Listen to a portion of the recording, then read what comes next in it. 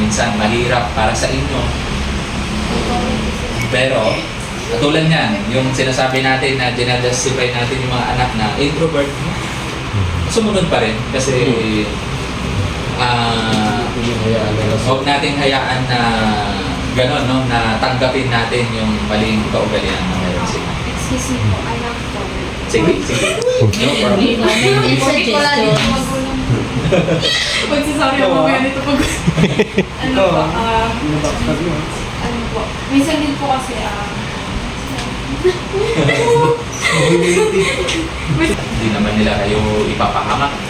At yung tinuturo naman nila ay para sa inyong kabutihan. Dahil pinagdaanan na nila yan. Pinagdaanan na nila yan. May mga wisdom na silang naging. Kaya yun sinasabi nila yan. Okay. So ito yung mga gagawin natin. No? Irespeto ang turuan natin sila. Irespeto tayong mga magulang. Then, tayong mga magulang, ituro natin yung authority natin. No? Ito yung dapat, yung sinabi ko kanina. No? Ituro natin, tayo ang boss. Tayo ang nagbibigay ng batas. At tayo yung final word. Pag yun, nandito. Sabi niya dito, if you have respect problem with your children when they are toddlers, maliit pa lang, hindi mo na mapasunod, hindi mo na establish yung authority mo, you have already given them the unspoken message that you don't respect yourself. Ibig sabihin, hindi mo nire-respeto ang sarili mo dahil naturingan kang magulang, hindi mo mapasunod yung mga anak mo. Ibig sabihin, hindi mo sila kaya. And you have stepped down from your role as parent. Ang pagiging magulang ay yun ang role natin, i-guide natin sila. Pero kung hindi natin sila mapasunod, ano pa ang silbi natin silang mga magulang, di ba? So yun, kinakailangan kuha natin yung authority. Di ba? May authority, di ba? Ulo ng pamilya, ang tatay, susunod yung asawang babae, susunod sa inyo yung mga anak. So, kung nag-breakdown yung system na yun, may problema. Kung anak hindi marunong sumunod sa mga magulang, may problema. Kung asawang babae hindi marunong sumunod sa asawang lalaki, magkakaroon ng problema. Kung ang lalaki hindi marunong mahalin ang ganyang asawang babae, magkakaroon din ng problema. Okay? Yan. Ngayon naman, no? Ayun, katanungan ni Sister Divine, parents, may responsibilidad din ang mga magulang na respeto ang kanilang mga anak. Kaya, Colossians 3:21 sabi doon, fathers, do not promote your children lest they become discouraged. Ayun. Anong ibig sabihin nitong Colossians 3:21? Sige, Brother Jaden. Anong ibig sabihin nito? Hindi ka pagalitan ng mga anak mo. Oo. Huwag masyadong pagalitan. Okay. Brother Dante. Huwag silang parang hikayatin mo silang magalit ba yung ikaw yung dahilan bakit sila magalit mga pagalitan na natin sila pero control din dapat na hindi rin dahil sa ating galit sa kanila tuloy galit sa atin dahil sila imbitahan na magalit ba? Okay. Okay. Anong pagkakainin nyo, Brad? Calvin? Sobrang ma-feel inferior and frustrated. Do not break their spirit. Minsan, tayo mga magulang, may ganun tayong ugali. Ako ang batas. Ako ang batas sa bahay na ito. Kaya lang, sinusobrahan natin masyado yung halimbawa, yung punishment natin sa amin na may nangyayaring suicide yung mga anak bata. Meron ganun napagalitan lang Naglalaslas. sobrang galit Kaya yun. O kaya yung iba talagang nagre-rebellion, naglalayas. Naglalayas. Napagalitan. Nasa banal na kasulatan din yan. No? Na tayo, pag magdisiplina naman tayo sa kanila, ay huwag naman sobra-sobra. Sobra-sobra na sa halip na ma-encourage mo, ma-guide mo yung anak mo, baka lalo pang mapalala, na-discourage pa or lumaki sila na takot na takot or na inferior sila sa kanilang sarili. may ba na tayo, ano, may lisensya na tayong gawin natin kung anong gusto natin sa kanila. So, paano natin gagawin yung pagrespeto natin sa ating mga anak? Love your children unconditionally.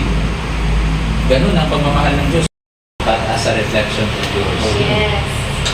So, irespeto mo yung tao walang respeto, hindi dahil Relate talaga. Ipag-ulitin natin. Pabilbo. hindi siya respeto. Mayroon kang principle, dapat may respeto ka. Everyone, what you owe them. If you owe taxes, pay taxes. If revenue, revenue. If respect, with respect. If honor, then honor. So, give to everyone. Lahat ay bigyan na lang ng Diyos. So, dapat lang na irespeto natin. Okay? Kasi ayan. 1 Thessalonians 4:11-12, sabi niya, make it your goal to live a quiet life, mind your own business, and working with your own hands, just as we instructed you before. Then people will sabihin, ayan, ano bang kailangan natin gawin para respetuhin din tayo ng mga tao. You need to live a quiet life. Low profile lang, huwag yung sinabi dito, yung wala na mga mamalit sa atin kung yun nga, nasusunod natin yung mga bagay. Okay? And then, finally, no? Wala nang mas higit pa, no? Sa golden rule, no? Pagdating sa pagrespeto sa iba. Do unto others as you would have them. So, kung gusto mong respetuhin ba nila, ibig sabihin, ibigay mo rin yung respeto na nararapat sa kanila. Kung gusto mong itrato ka nila ng maayos, dapat tratuhin mo rin sila. Ano naman yung hindi po. Mahinawag po kapag kunwari po, example ko natin sa ito, na hindi niya po ako yung respeto. Parang hindi niya po nakikita sa may inisip mo po na ay nire-respeto. Pero opo, Hindi niya po nakikita. sinusukli. Yes. O, hindi nakikita. Yun. Balik tayo doon sa pandal. Gawin pa rin natin.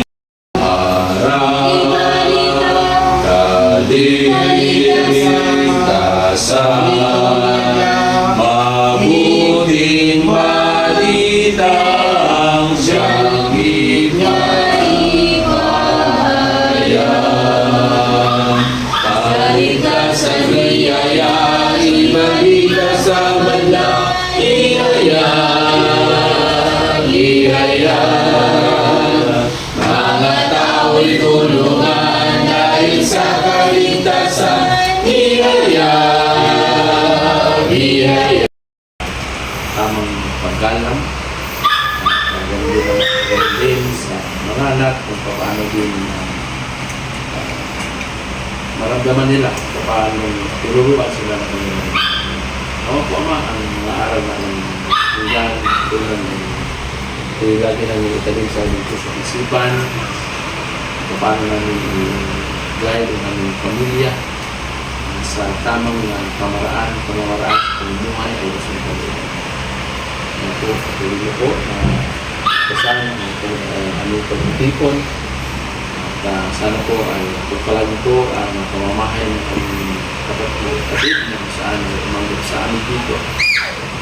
Pamamahay ng aming kabin, Sister Sarko, na nawa po ama, bless niyo po lagi ang kanilang pang-araw-araw na pamumuhay at sana po tuloy niyo ng pagmamahal ang bawat isa ng bawat espiritu sa pagdilos sa bawat pusat isipan ng bawat isa. Dalangin namin naman na sana po sa gabi nito, Ama. Salut po ng Ama ang pagkain na ihanda ayon sa iyong kalooban, ayon sa iyong biyaya. Naway palagi po, Ama, ang mga kamay na sa mga pagkanda nito. Dalangin namin na sana po kondisyonin po ang mga pagkain na po mga pagbigay ng pagpapalakasan sa aming mga pangangatawa. Sa aming kung sa mga kanang pagbibiwalay mamaya, paulisan ng mga kanan, kalabay, gabay sa aming pagdaan.